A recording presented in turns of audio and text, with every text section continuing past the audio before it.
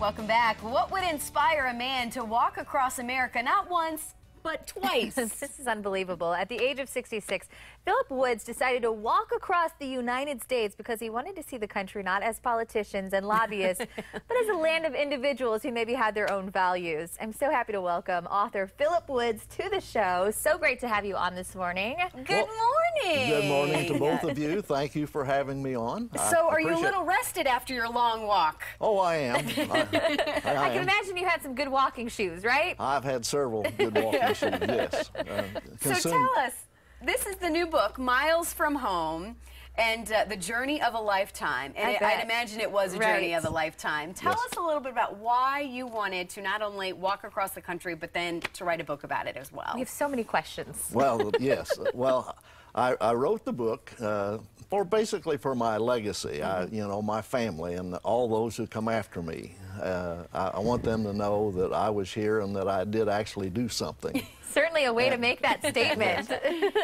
And the other thing, as I walked across the country, I wanted to see what my fellow Americans, if they felt like I did. I felt like the country was beginning to go in kind of maybe the wrong direction. And I like to see us kind of have some reforms and start bringing the pendulum back a little bit. You can't do it all at once. It's going to take a long time.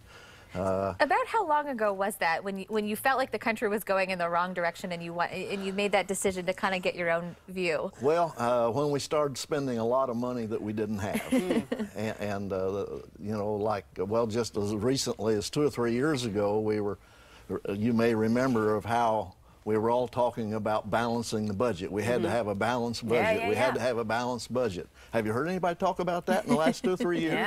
No, they're not talking about it. They forgot about that. But yet we keep spending all this money abroad and spending money we don't have.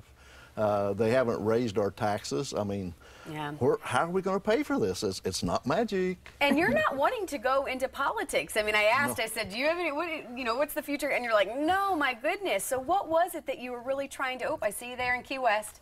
I mean, what is it that you're really trying to get from people as far as maybe what we can do in the future? Well, the thing we must do is elect better leaders. One of the things I found in my walk is that Americans are all pretty united. We may have some few differences, but we don't really fight about them. You can unite on your... And the individual in California would die for the guy in New York. I mean, we are united. It's just our leaders are not united.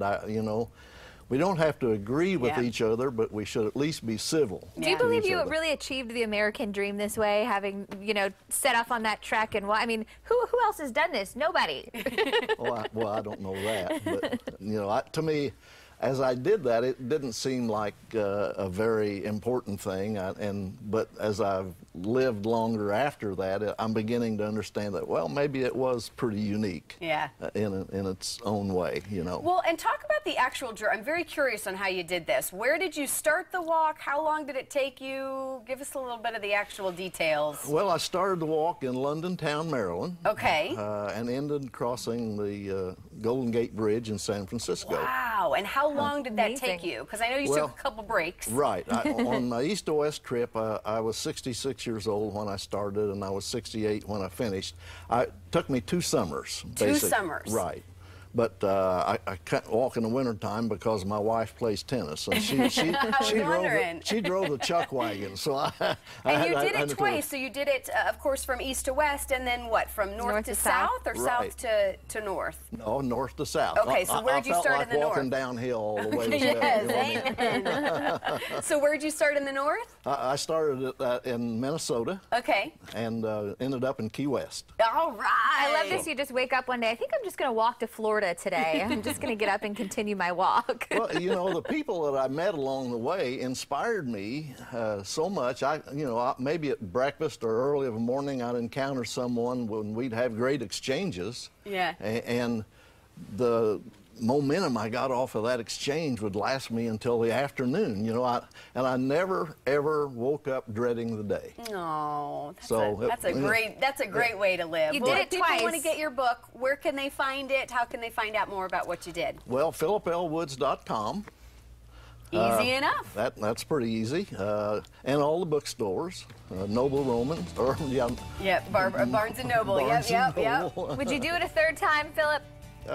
For the right reasons. Yeah. Yeah, for the right reasons. We're at least going to go maybe park our car a little further in the parking lot and at least take that walk.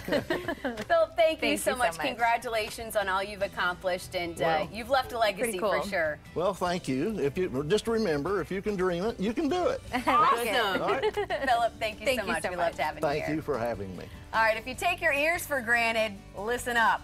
Up next, how hearing loss is one of the most common health problems in the U.S. and the steps that you can take to protect your ears from harmful noises. But first, a look at your Fox forecast and news headlines.